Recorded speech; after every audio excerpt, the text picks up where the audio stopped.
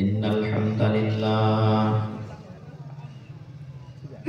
نحمده ونستعينه ونستغفره ونعوذ بالله من شرور أنفسنا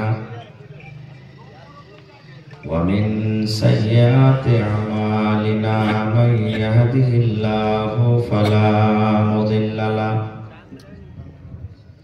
ومن يضلله فلا هادي له وأشهد أن لا إله إلا الله وحده لا شريك له وأشهد أن محمدا عبده ورسوله أما بعد فإن خير الحديث كتاب الله وخير الهدي هدي محمد صلى الله عليه وسلم وشر الأمور محدثاتها وكل محدثة بدعة وكل بدعة ضلالة وكل ضلالة في النار.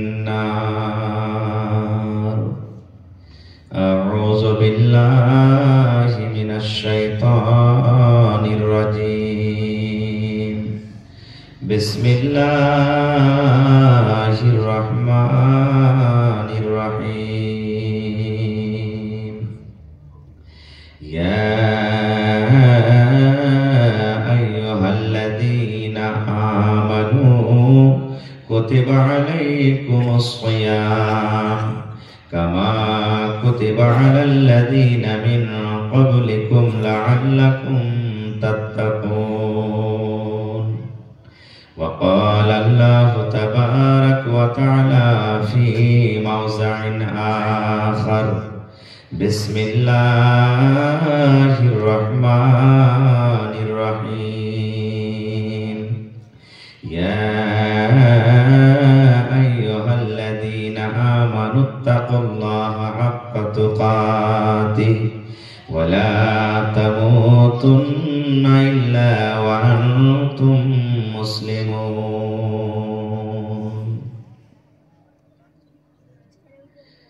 ওরে মুসলমান তোরা হারাস না ঈমান।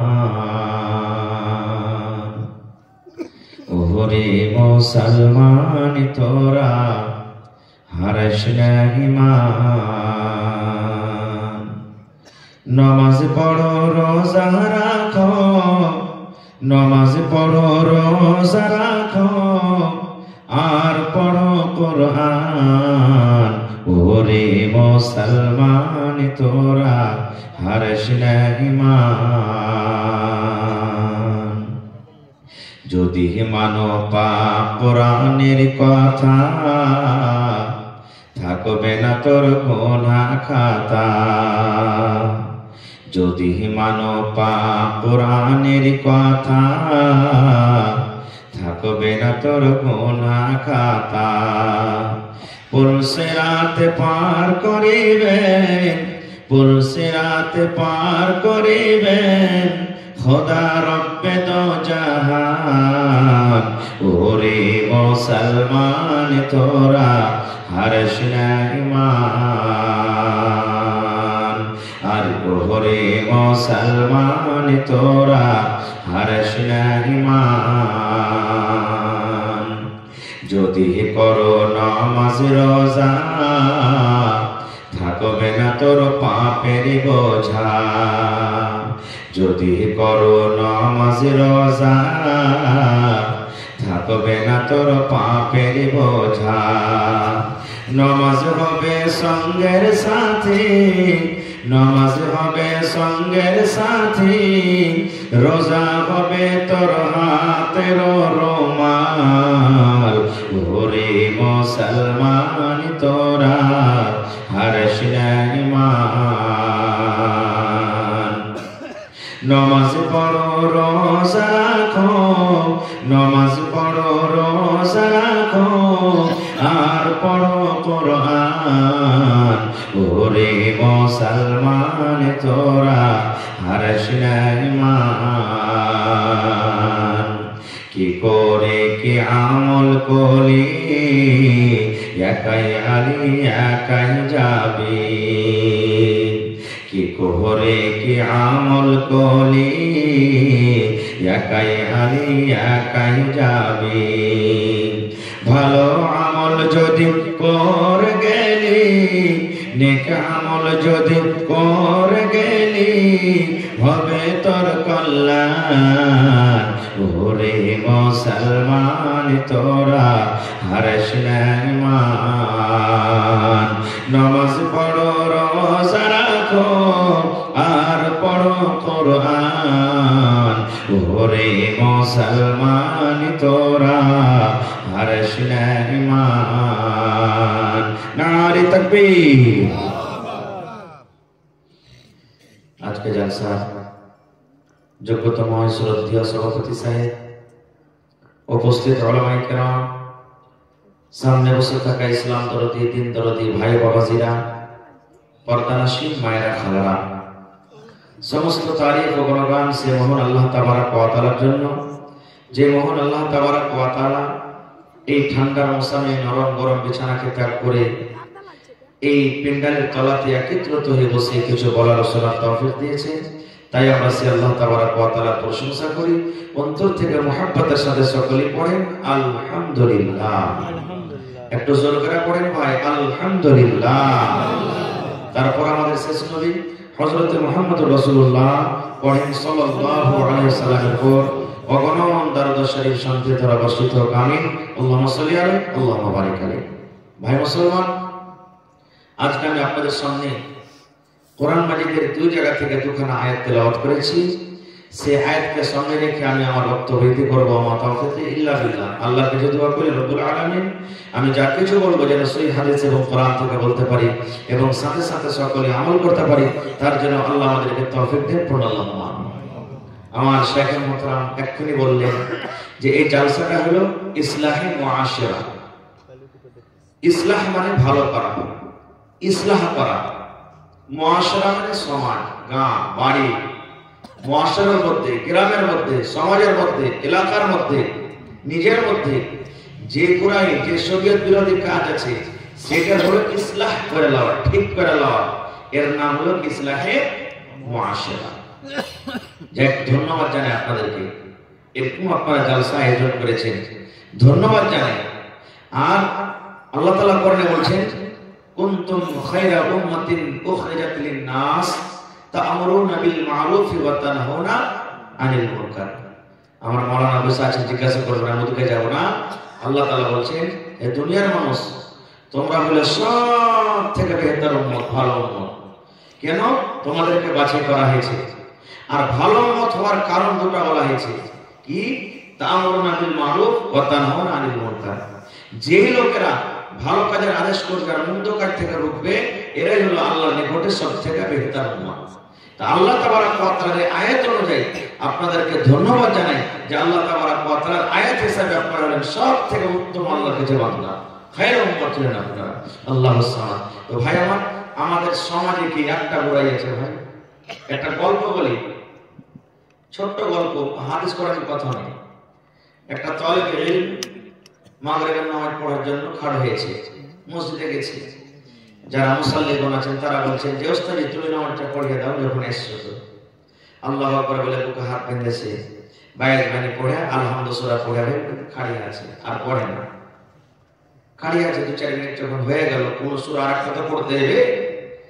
তার পিছন থেকে একটা মুক্তাদি আগা দিক দিয়ে যায়, কই যায় ওস্তাদি তুমি কি আর সূরা পড়া জানো না? তুমি খাড়িয়ে আছো চুপচাপ, আর নামাজটা তো আগে পড়াও।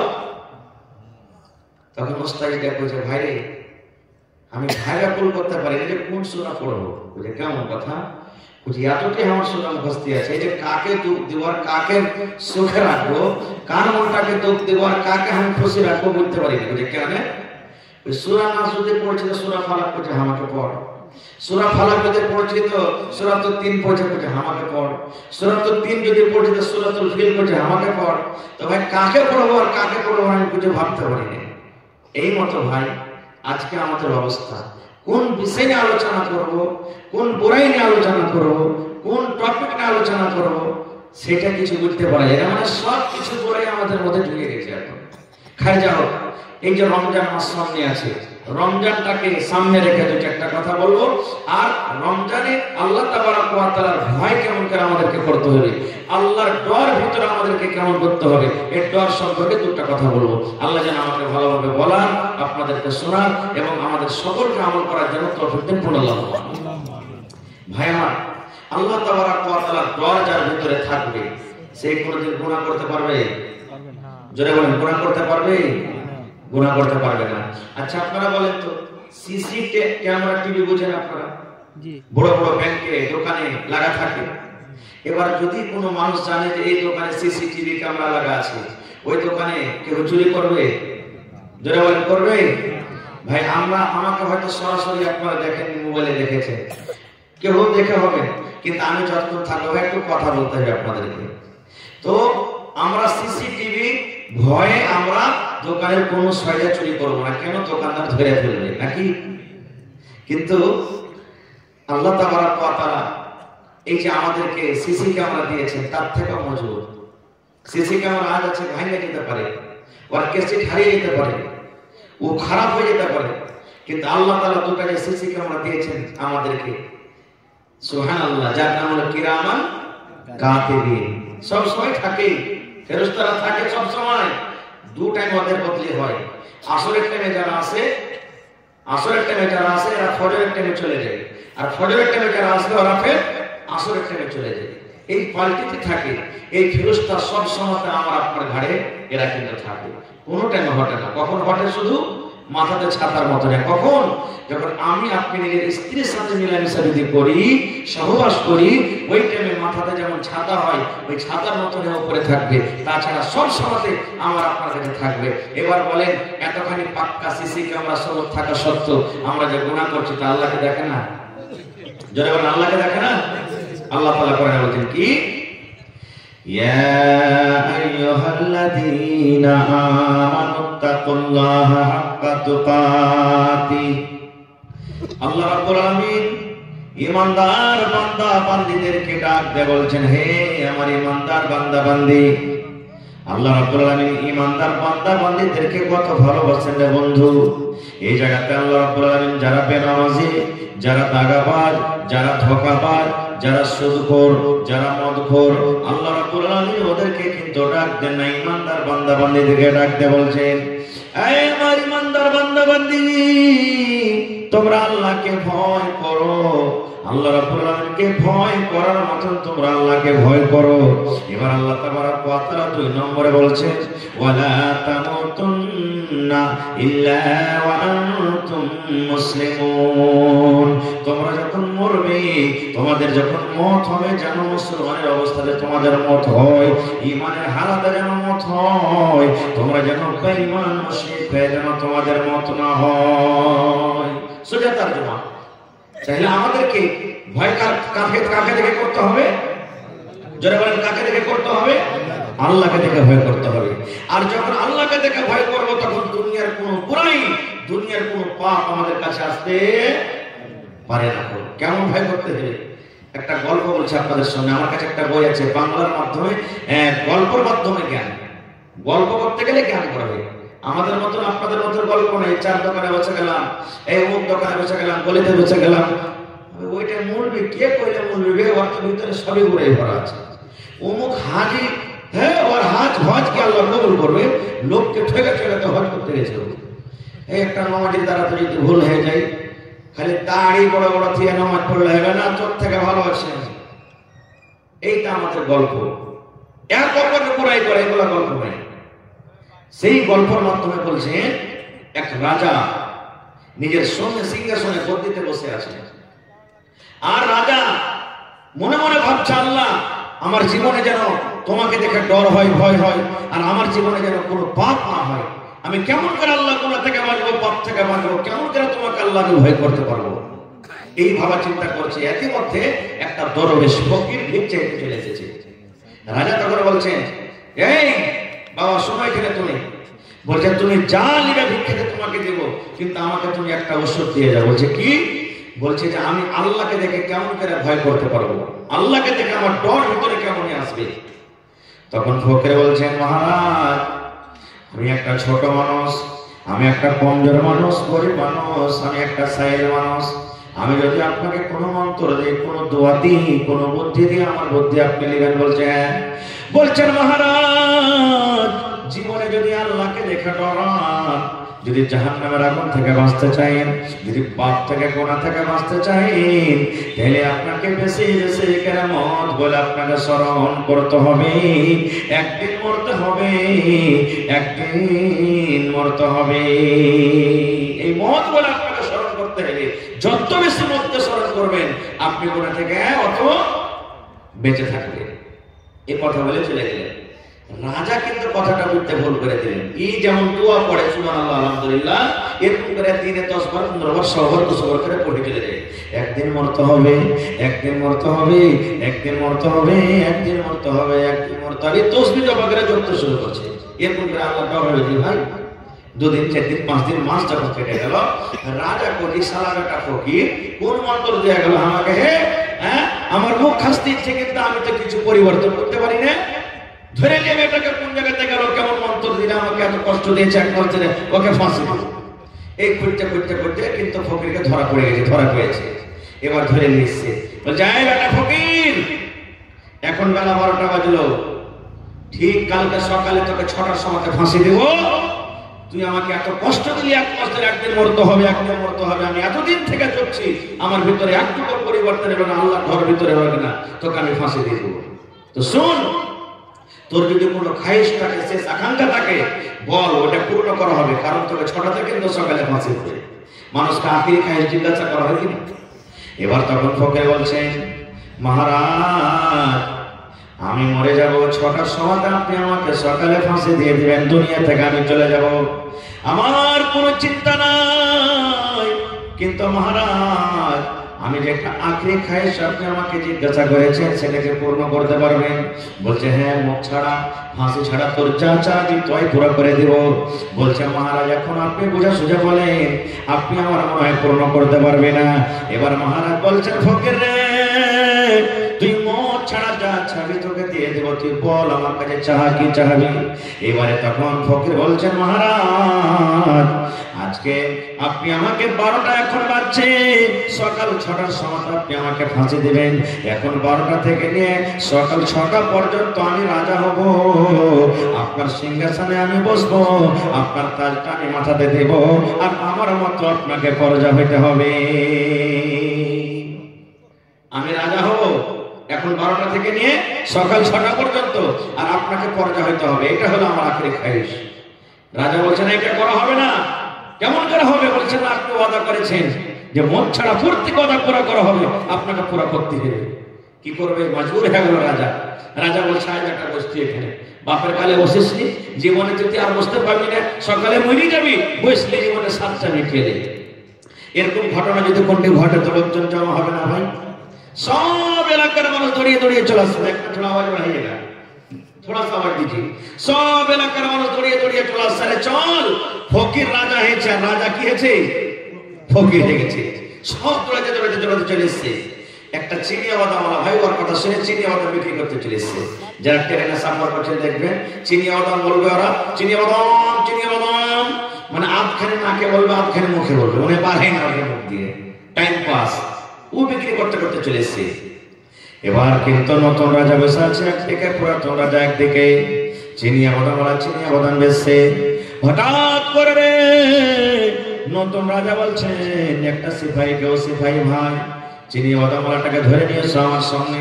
এবার চিনিয়া বাদামওয়ালাটা যখন সামনে এসে বলছে তোমার এত সাহস, আমি একটা নতুন রাজা, আর আমার সামনে তুমি জোর গলা দিয়ে চিৎকার করে করে চিনিয়া বাদাম বিক্রি করো। এই চিনিয়া বাদামওয়ালা শোনো, এক জেলে বন্ধ করে দাও, কালকে আমাকে 6টার সময় ফাঁসি হবে, আর আমি রাজা অর্ডার করলাম আমার 1 ঘন্টা আগে সকাল 5টাতে লোকটাকে ফাঁসি দেওয়া হবে। রাজা ঘোষণা হয়ে গেল। চিনিয়া বাদামওয়ালা কাঁদছে, ভাই আমার ছেলে মেয়ে আছে ছোট ছোট, আমাকে মাফ করে দেবে, আমি এখান থেকে চলে যাবো। না, কিচ্ছু শোনা হবে না, তোমাকে আমার 1 ঘন্টা আগে ফাঁসি হবে তো হবে, ভর্তি করে দিলে।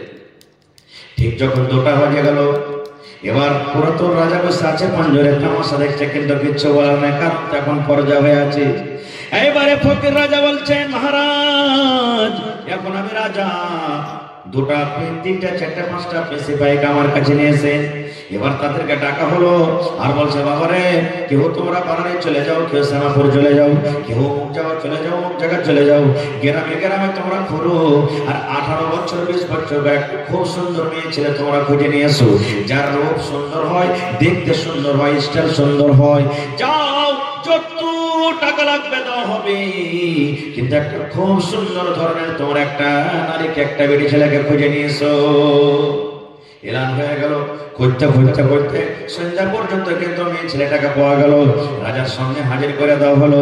এইবারে রাজা বলছেন, আল্লাহর বান্দি, যত টাকা তুমি চাইবে তোমাকে দিয়ে দেবে আল্লাহর বান্দি, কিন্তু একটা তোমাকে কাজ করতে হবে, এই রুমটাতে জেল ঘরে একটা চিনিওয়ালাকে বন্ধ করে দেওয়া হয়েছে, সকাল 5টার সময় তাকে ফাঁসি দেওয়া হবে, ফজরের আজানের আগে, 5টার আগে আগে, এখন থেকে নিয়ে সন্ধ্যা থেকে নিয়ে 5টা বাজা পর্যন্ত তোমাকে একবার নিজের চালে তাকে তোমাকে ফাঁসাতে হবে, একবার তোমাকে নিজের চালে ফাঁসাতে হবে, একবার তাকে তোমার নিজের জীবনটাকে তাকে সঁপে দিতে হবে, একবার তার সাথে তোমাকে জেনা করতে হবে।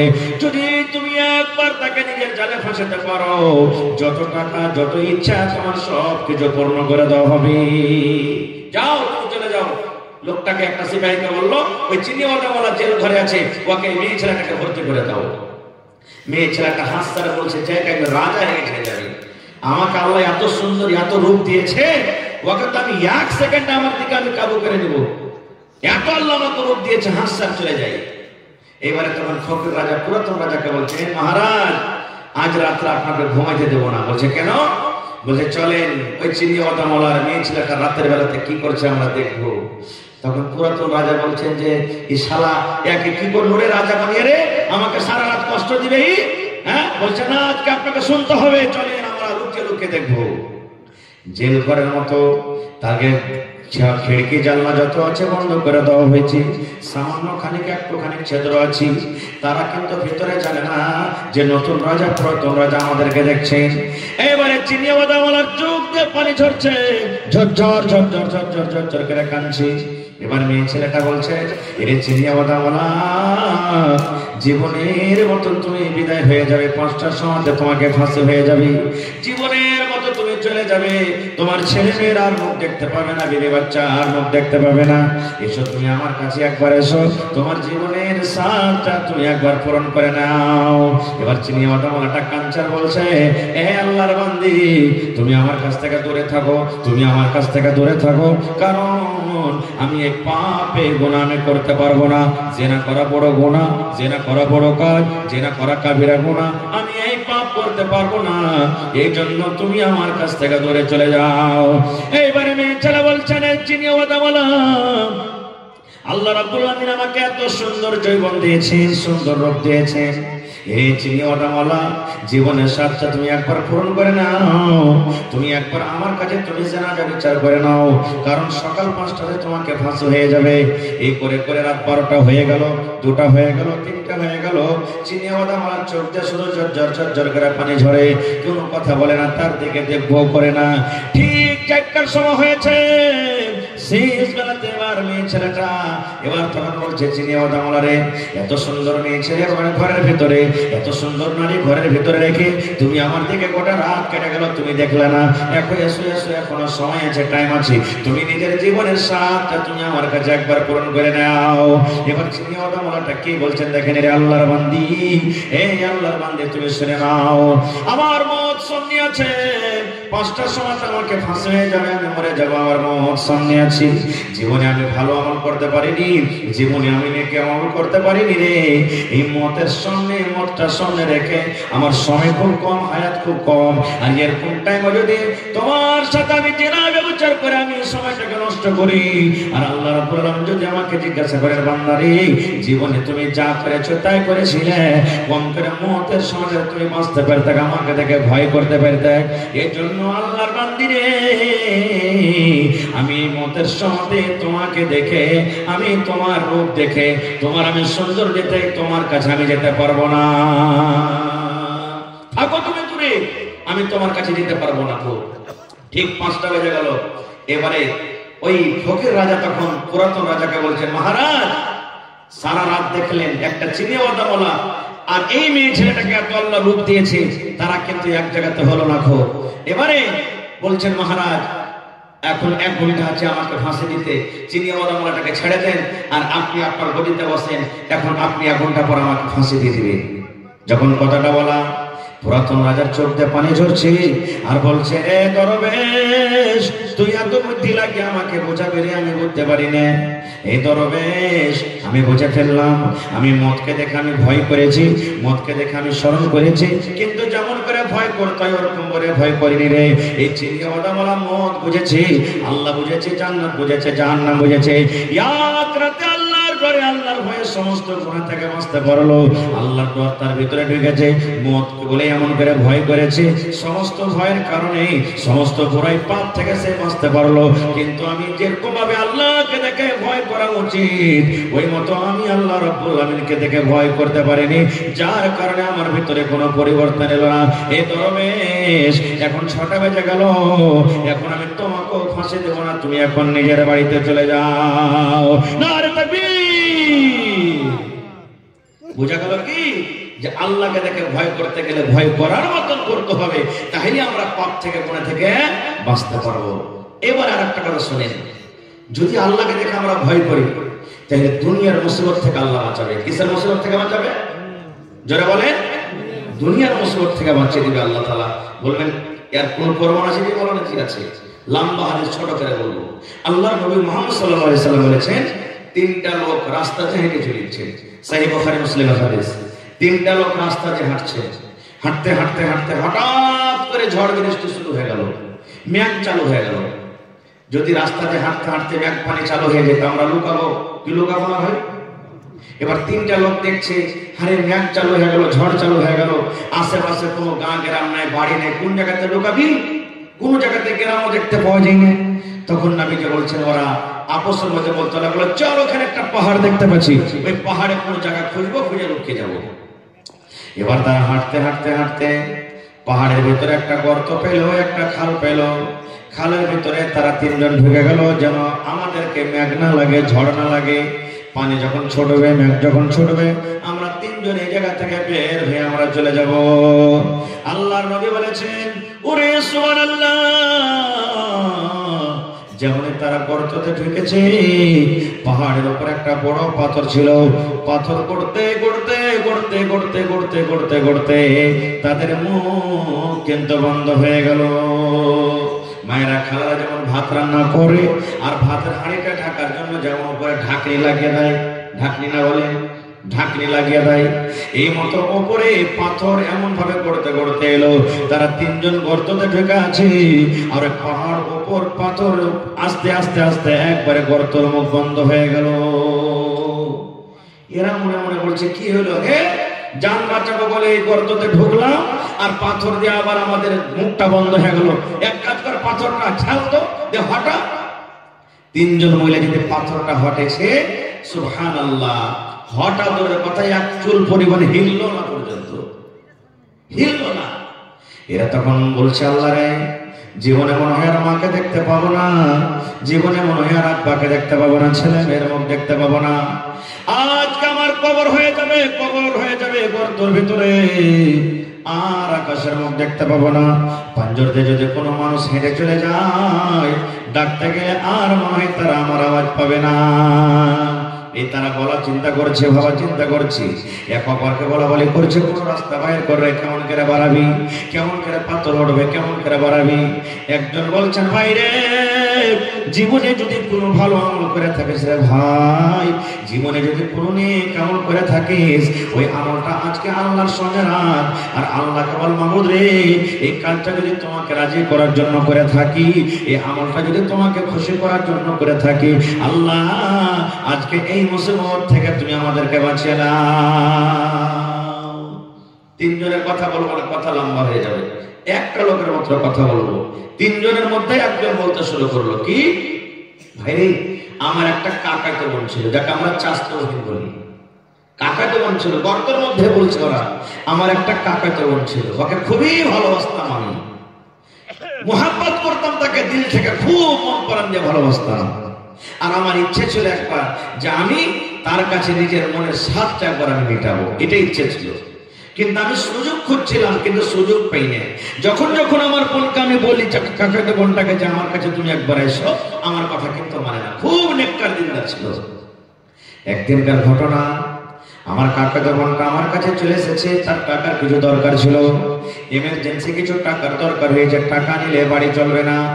আমাকে এসে বলছেন, ভাই রে, আমাকে কিছু টাকার দরকার হয়েছে রে ভাই, 500 টাকা, 1000 টাকা টাকার দরকার রয়েছে, তুমি দয়া করে কিছু টাকাগুলো আমাকে দিয়ে দাও, কিছুদিনের মধ্যে জোগাড় করে আমি তোমাকে দিয়ে দেব। এই বলছে, আমি তো সুযোগ খুঁজছিলাম যে কখন ফাঁক পাবো। আমার থেকে লোকটা নেকের দেখে বেশি এগিয়ে গেছে, গুনাহ থেকে পাপ থেকে নেকের দেখে বেশি কাছে গেছে, এই জন্য এই লোকটা আল্লাহর জান্নাতে যাবে। আল্লাহুস সামাদ ফয়সালা দিয়ে দিলেন।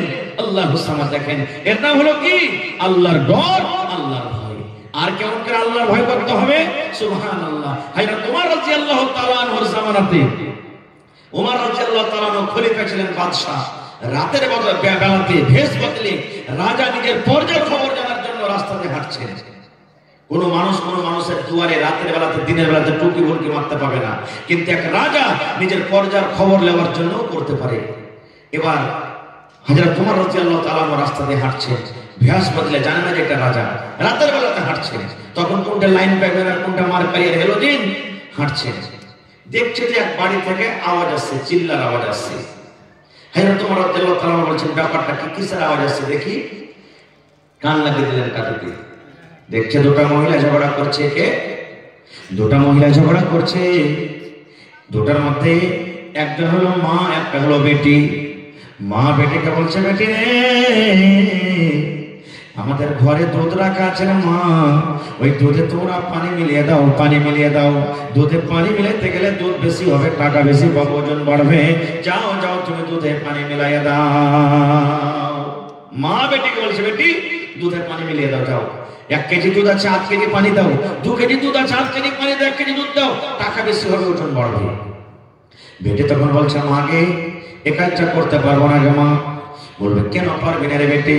বলছে, মা গে, দুধ হলো জান্নাতের নিয়ামতের মধ্যে একটা নিয়ামত। আল্লাহ দুনিয়াতে যত জান্নাতের নিয়ামত দিয়েছেন তার মধ্যে একটা দুধ। দুধে পানি মিলাবো না গে মা, কারণ হযরত ওমর রাদিয়াল্লাহু তাআলা নিষেধ করেছেন যে খবরদার দুধে পানি মিশাল করে তোমরা দুধ বিক্রি করবে না। দুধে তোমরা পানি মিশাল করে দুধ বিক্রি করবে না। এই যে দেখেন, যারা দইয়ার ভাই আছেন, মনে দুঃখ করবেন না ভাই, কিংবা যারা গরু ভৈঁস বাড়িতে পুষছেন, লালন পালন করছেন, এরা 5 কিলো দুধ হলে 1 কিলো পানি মিশিয়ে দিলে এটা হলো হারাম কামাই। এটা কিন্তু চলবে না ভাই, এটা করিয়েন না জীবনে। হ্যাঁ, ছেলে পিলা বাড়িতে আছে, 8 কিলো দুধ আর 10টা 5টা ছেলে পিলে হইবে না। নিজের